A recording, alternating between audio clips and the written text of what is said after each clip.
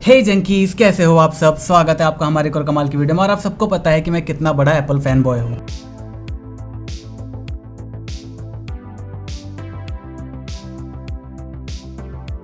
लेकिन फिर भी हमको एज अ टेक रिव्यूअर एक किसी भी पर्टिकुलर ब्रांड की तरफ बायस नहीं होना चाहिए। मैं हूं भी नहीं आज की वीडियो में। इसीलिए मैं आपको ये बताने वाला हूं कि एप्पल इकोसिस्टम को कह लो या फिर एप्पल एज अ आईफोन कह लो, उसमें कौन सी ऐसी चीजें हैं जो मुझे पर्टिकुलरली पसंद नहीं है या फिर उसकी वजह से मैं आईफोन्स को हेट करता हूं। यहाँ पर सबसे पहले अगर मैं बात करूं तो वो है आईफोन का कीबोर्ड। इसका कीबोर्ड पर्टिकुलरली एंड्रॉइड के मुकाबले मुझे बिल्कुल भी पसंद नहीं आता। पहली बार जब मैंने आईफोन पे शिफ्ट करा था तभी से मैंने अपने दोस्तों का बहुत सुना था कि आईफोन आईफोन आईफोन। तो उसके बाद जब मैंने स्विच करा तो पहली चीज जो मुझे सबसे ज्यादा बुरी लगी वो था इसका कीबोर्ड। इवन आज तक, मुझे 2.5 साल से ऊपर हो चुके हैं आईफोन यूजर हुए, आज तक आईफोन में टाइप करना मुझे इतना ज्यादा पसंद नहीं है इन कंपैरिजन टू एंड्रॉइड। इसके बाद आ जाता है हमारा डायलर और हमारे कॉन्टेक्ट नंबर। अगर मैं बात करूं आईफोन्स की तो यहाँ पर मुझे एक नंबर याद है अपने दोस्त का, 9999 से स्टार्ट होता है। मैं यहाँ पर डालता हूँ 9999, उसका नंबर रिकमेंड नहीं होता। मुझे अपने पापा का नंबर याद है 9650 से स्टार्ट होता है। मैं यहाँ पर डालता हूँ 9650, नंबर नहीं आता। सिमिलरली यहाँ पर अगर मैं अपने दोस्त का नंबर डालता हूँ, स्टार्टिंग के 4 डिजिट डालूंगा तो सिर्फ उसी का नंबर नहीं बल्कि जितने भी फोन नंबर के अंदर 9999 है वो सारे नंबर आ जाएंगे। तो ये चीज एंड्रॉइड के अंदर काफी एक कन्वीनियंट वाला फीचर है। लेकिन यहाँ पर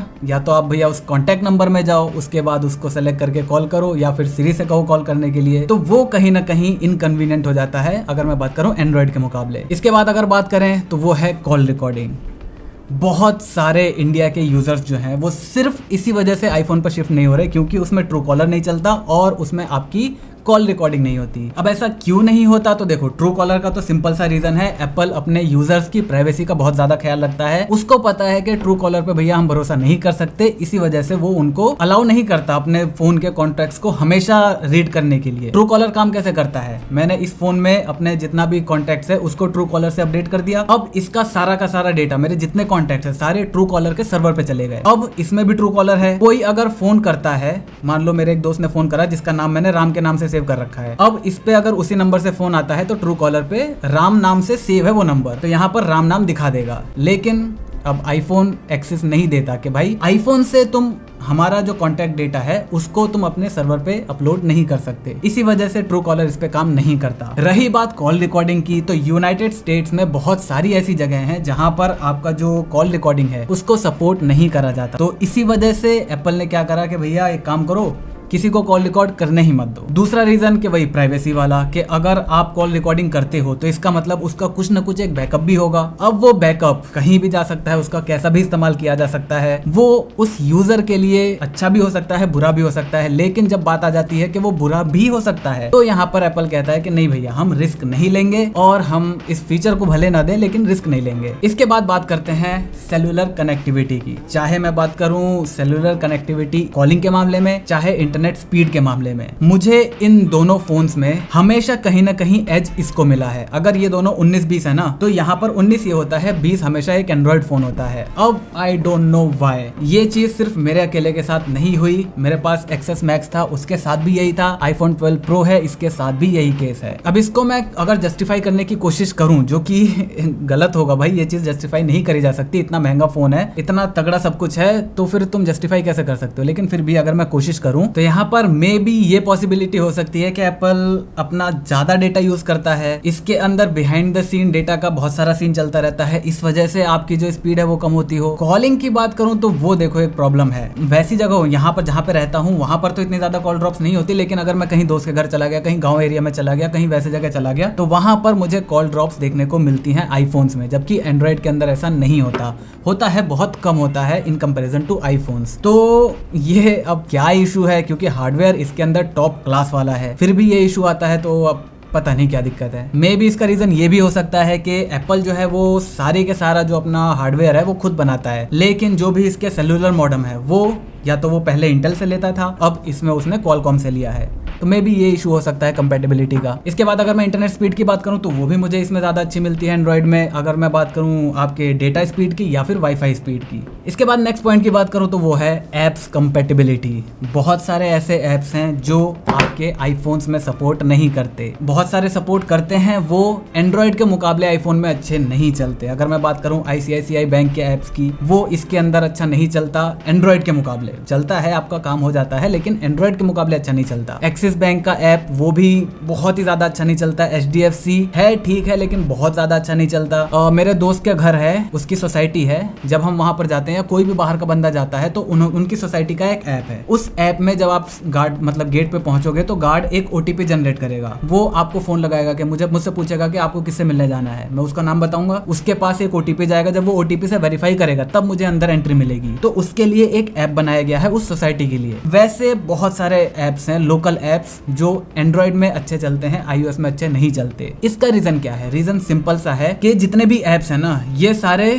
बिल्कुल यूजफुल ऐप हैं, नेसेसिटी वाले ऐप हैं, इसके बिना आपका काम नहीं हो सकता। और जो डेवलपर है, ICICI बैंक ऐप जो बना रहा है जो डेवलपर, उसको ये पता है कि अगर आपका अकाउंट है तो आप उस ऐप को यूज करोगे ही करोगे, भले ही ऐप एक्सपीरियंस थोड़ा सा खराब ही हो, क्यों ना हो, आप उसको यूज करोगे ही। और इंडिया में हम सबको पता है मेजोरिटी किसकी है, एंड्रॉइड की, तो इसी वजह से डेवलपर ज्यादा ध्यान एंड्रॉइड के ऐप्स के लिए देते हैं, ना कि iOS के। इसके बाद अगर मैं बात करूं प्राइसेस, नहीं, मैं यहाँ पर आईफोन्स के प्राइसेस की बात नहीं कर रहा। खैर, इसके भी प्राइसेस की बात होनी चाहिए, क्योंकि pro series, pro max series बिल्कुल वैल्यू फॉर मनी नहीं है। आईफोन 12 की अगर मैं बात करूं तो हाँ, 80,000 75 के आसपास जब मिलता है तो जस्टिफाइड है, उसको आप जस्टिफाई कर सकते हो, लेकिन फिर भी ये ओवर प्राइस्ड हैं। आईफोन्स की बात छोड़ते हैं, अगर मैं बात करूं इनके एक्सेसरीज की जो इनके साथ आती है, उनकी क्वालिटी बहुत ज्यादा खराब होती है और किसी भी तरीके से हम उनके प्राइसेस को जस्टिफाई नहीं कर सकते। यहाँ पर ये चार्जर देखो, ये चार्जर एप्पल के साथ आता है, इसकी क्वालिटी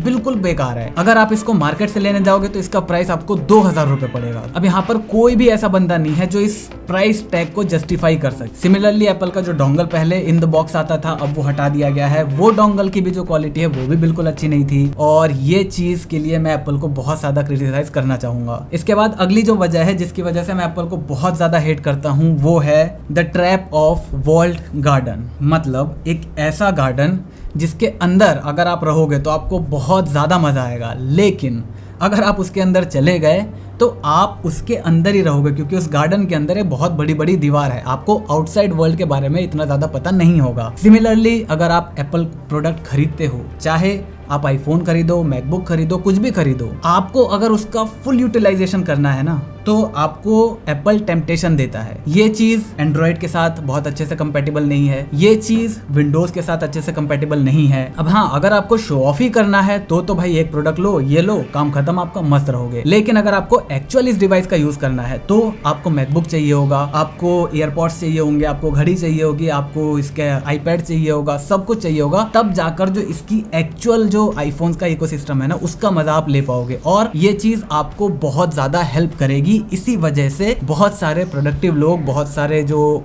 बड़े बड़े जो अपने टाइम की वैल्यू करते हैं, वो लोग एप्पल इकोसिस्टम में फंसे रहते हैं, क्योंकि ये चीज उनकी लाइफ को इंप्रूव करता है। लेकिन एप्पल अपने प्रॉफिट के लिए ये जो इकोसिस्टम बना रहा है, बहुत सारी ऐसी चीजें हैं जो वो इजिली सॉल्व कर सकता है, लेकिन वो जानबूझ के नहीं करता, क्योंकि उसका इकोसिस्टम खराब हो जाएगा। जैसे फॉर एग्जाम्पल आप इस डोंगल को देखो, ये इसमें इजीली लग जाता है टाइप सी वाला, लेकिन इसके बाद जब आप यहाँ पर कोई भी ईयरफोन लगाओगे वो सपोर्ट नहीं करता, आपको एप्पल का ही एक डोंगल लेना पड़ेगा। इसके बाद अगले पॉइंट की बात करूं जो मुझे सबसे ज्यादा बेकार लगता है कि मैं इसमें बहुत सारी चीजों को मॉनिटर नहीं कर सकता। अब तो खैर यहाँ पर विजिट आ गया है, इस वजह से मैं बैटरी लाइफ को अपने वो कर सकता हूँ, लेकिन इससे पहले मैं बैटरी लाइफ को देखने के लिए मुझे यहाँ से नीचे करना पड़ता था, तब जाके मैं बैटरी लाइफ देख सकता हूँ। मेरे फोन के अंदर कौन सी सिम है वो देखना है, जियो की सिम है या एयरटेल का लगा रखा है, उसके लिए मुझे नीचे करना पड़ेगा। अगर मेरे पास 2 सिम है, मैं बार बार स्विच करता रहता हूँ, तो उस केस में बता रहा हूँ। मैं इसमें अपने इंटरनेट की स्पीड नहीं देख सकता कि कितना अपलोड कितना डाउनलोड स्पीड आ रही है इसमें। मैं ये नहीं देख सकता कि अगर नोटिफिकेशन है या फिर नहीं है तो कौन से ऐप्स की है। वहीं पर एंड्रॉइड की बात करूँ तो आपको पूरा आइकन लिखा हुआ रहता है, भले ये ना पता हो कि क्या नोटिफिकेशन है, लेकिन ये पता होगा कि कौन से ऐप्स की नोटिफिकेशन है। आपको यहाँ पर ये नहीं पता चलेगा कि भैया 4G कैरियर एग्रीगेशन आ रहा है या फिर नहीं आ रहा है, 4G प्लस LTE प्लस, कुछ नहीं पता चलेगा।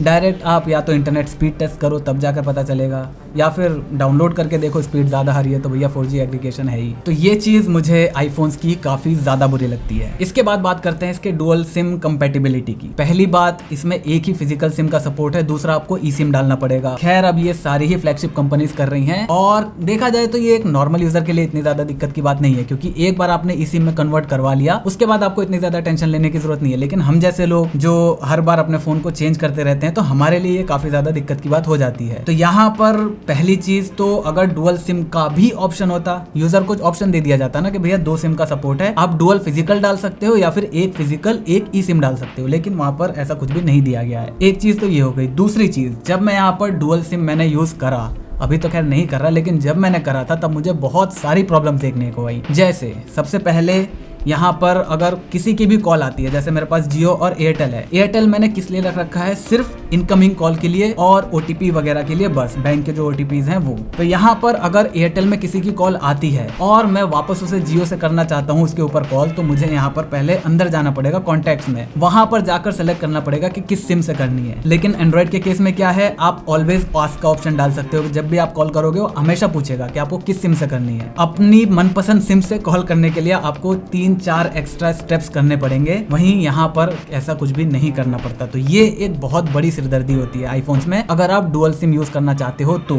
इसके साथ ही जब आप डुअल सिम यूज करते हो तो आप एक नंबर को प्राइमरी करोगे, दूसरे को सेकेंडरी करोगे। आपको पता है आई मैसेजेस, अगर आप आईफोन यूजर हो तो आई मैसेजेस जो है आपके फोन नंबर और आपकी ईमेल आईडी दोनों से अटैच होते हैं। तो जब मैंने इसमें अपनी डुअल सिम का यूज करा था तब वहां पर मेरे दोनों सिम प्राइमरी और सेकेंडरी तो हो गए, लेकिन जो मेरा आई मैसेज और फेस टाइम था वो मेरे ईमेल से लिंक हो गया। अब इसके बाद जब मैंने यूपीआई एप्स जो हैं उनकी ओटीपी के लिए उनको जो वेरीफाई करते हैं लोग, वो जब करने की कोशिश करी तो यहाँ पर दिक्कत आने लगी। मेरा आई मैसेज समझ ही नहीं पा रहा भाई कि मैं किस नंबर से भेजूं और उसे आई मैसेज से भेजूं या फिर नॉर्मल टेक्स्ट मैसेज के थ्रू। तो बहुत सारी अलग अलग दिक्कतें हुई, तब जाकर मैंने हटा दिया। मैंने कहा भैया डुअल सिम छोड़ो, अपना दूसरा फोन एक रख लेंगे, सेकेंडरी फोन एंड्रॉइड, उसमें अपना दूसरा सिम लगा लेंगे। तो डुअल सिम जो भी यूज करना चाहता है, मे बी आपको इतनी ज्यादा प्रॉब्लम ना आए। कुछ लोगों को आती है, कुछ लोगों को नहीं आती। ये एप्पल का एक सॉफ्टवेयर इशू है जो आपको पता होना चाहिए। इसके बाद बात करते हैं आईफोन्स के बैटरीज के बारे में। ये जो मशीन आप अपने सामने देख रहे हो, ये दुनिया की सबसे बेस्ट बैटरी वाली मशीन है। इससे ज्यादा बैटरी बैकअप आपको दुनिया का कोई भी लैपटॉप नहीं देता। लेकिन उसी के अपोजिट में अगर मैं बात करूं तो एक अच्छा चिपसेट, एक ऑप्टिमाइज सॉफ्टवेयर, कम बैटरी के साथ ज्यादा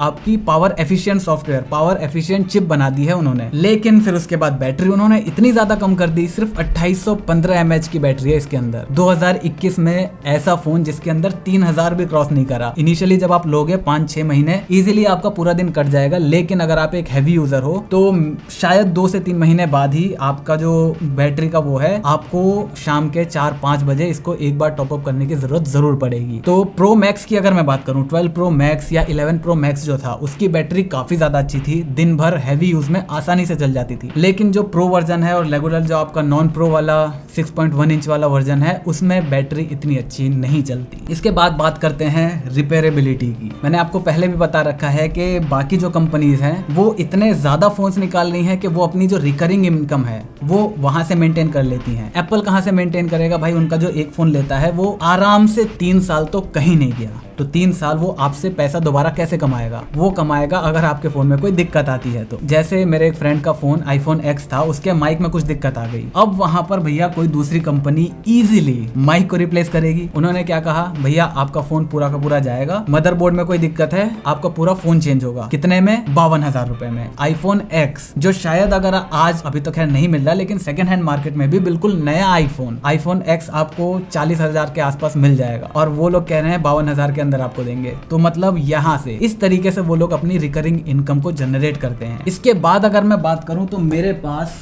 करीब दुनिया भर की केबल्स हैं जो कि टाइप C वाली केबल्स हैं, लेकिन फिर भी मुझे एक एक्स्ट्रा लाइटनिंग पोर्ट लेकर चलना पड़ता है। मेरे पास लेटेस्ट आईपैड है, लेटेस्ट मैकबुक है और लेटेस्ट आईफोन है, लेकिन फिर भी मैं एक ही चार्जर से इन सबको चार्ज नहीं कर सकता। ये एक्स्ट्रा केबल लेकर मुझे चलना ही पड़ेगा। तो ये बहुत बहुत बहुत ज़्यादा गलत सीन है भाई। पहले तो एप्पल ये कहता है कि हम आपका जो एनवायरनमेंट है उसको बचाने के लिए डब्बे से चार्जर निकाल रहे हैं, और वो लोग क्या कहते हैं इस चीज़ के लिए कि चार्जर क्यों निकाला है, कि सबके पास लाइटनिंग केबल होगी पहले से। ये सिंपल सा लॉजिक है भाई कि अगर लाइटनिंग केबल हो या ना भी हो, आप दे रहे हो लाइटनिंग केबल। लाइटनिंग केबल कौन सी दी उन्होंने, जो यहाँ पर टाइप सी है। मोस्टली लोगों के पास क्या होगा, जो USB A टाइप आता है, ये वाला होगा।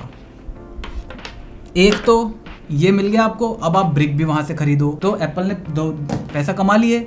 लेकिन यहाँ पर एनवायरनमेंट बचा नहीं बचा। अगर वो लोग सिंपली लाइटनिंग केबल हटाकर टाइप सी दे देते तो ऑलमोस्ट सबके पास टाइप सी वाली केबल्स हैं। मैं अगर मैकबुक भी लूंगा तो मैं अपने आईपैड, मैकबुक, आईफोन सबको चार्ज कर सकता हूँ एक ही चार्जर से। सिंपल सा लॉजिक है। लेकिन नहीं भैया, उसको पैसे कमाने हैं ऑब्वियसली, तो इस वजह से। और दूसरा रीज़न ये भी है कि अगर वो अपने लाइटनिंग चीज़ को हटा देगा तो इससे भी वो बहुत ज़्यादा पैसे कमाता है। जो भी, अगर मैं इस लाइटनिंग पोर्ट के लिए कोई भी एक्सेसरीज बनाऊंगा तो मुझे एप्पल को रॉयल्टी देनी पड़ेगी। तो एप्पल का ये वाला मार्केट बहुत बड़ा है। इसी वजह से आज तक लाइटनिंग केबल खत्म नहीं हुई है और वो खत्म होगी भी नहीं। डायरेक्ट आपको पोर्टलेस आईफोन्स ही देखने को मिलेंगे। इसके बाद और भी बहुत सारी छोटी मोटी चीज़ें हैं, जैसे आपका आईफोन ट्रांसफर, व्हाट्सएप का जो ट्रांसफर है वो एंड्रॉइड से आईफोन, आईफोन से एंड्रॉइड बिल्कुल भी इजी नहीं है। आईफोन टू आईफोन बहुत ज्यादा इजी है, लेकिन इन दोनों प्लेटफॉर्म में बहुत ही ज्यादा सिरदर्दी का काम है। दूसरा, हम सबको पता है कस्टमाइजेशन। बहुत ज्यादा चीजें हम कस्टमाइज नहीं कर सकते आईफोन्स के अंदर। जैसे फॉर एग्जांपल, मैं चाहता हूं मेरे होम स्क्रीन पे यहाँ पे एक लाइन में 5 ऐप्स हो,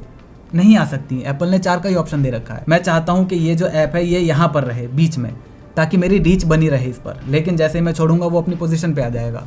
नहीं कर सकते आप। तो बहुत सारी चीजें हैं जहां पर हम लिमिट हो जाते हैं आईफोन्स के अंदर। एप्पल ने यहाँ पर विजेट्स तो दे दिए हैं, लेकिन वो विजेट्स सिर्फ शोकेस के लिए हैं। सिर्फ आपको विजुअल इंफॉर्मेशन दे सकते हैं, आप उससे इंटरेक्ट नहीं कर सकते। अगर मैं म्यूजिक के इसको लूं, मैं चाहूं कि यहाँ से मैं गाने को चेंज कर लूं, आगे पीछे कर लूं, मैं नहीं कर सकता। जब मैं क्लिक करूंगा इस पे तो वो म्यूजिक ऐप के अंदर आ जाऊंगा और यहाँ से मैं चीजें कर सकता हूँ। तो विजेट का फायदा क्या, बस आप ये देख सकते हो गाना कौन सा चल रहा है, आप बाकी कुछ नहीं कर सकते। तो ये सारी चीजें मिलकर आईफोन के एक्सपीरियंस को जो बढ़ा सकती थी वो नहीं बढ़ाती। कहीं ना कहीं इस चीज से बहुत सारे यूजर्स दिक्कत में रहते हैं। और अगर आप एक आईफोन यूजर हो तो आप नीचे कमेंट करके बताओ कि आपको और कौन कौन सी चीजें हैं जिसके लिए आप एप्पल को हेट करते हो या फिर आईफोन पर्टिकुलर को हेट करते हो। अपने सारी दिल की बातें नीचे कमेंट करके जरूर बताना। और क्या आप चाहते हो कि मैं सिमिलर वीडियो इसके लिए भी बनाऊं कि क्यों मैं एंड्रॉइड को हेट करता हूं, क्यों मुझे iOS ज़्यादा पसंद है, तो उसको भी नीचे कमेंट करके ज़रूर बताना। अगर वीडियो पसंद है वीडियो को लाइक कर देना, चैनल पर नए चैनल को सब्सक्राइब कर देना, क्योंकि हम ऐसे ही ज्ञान बांटते रहते हैं। मैं मिलता हूँ आपसे अगली वीडियो में, तब तक जय हिंद, वंदे मातरम।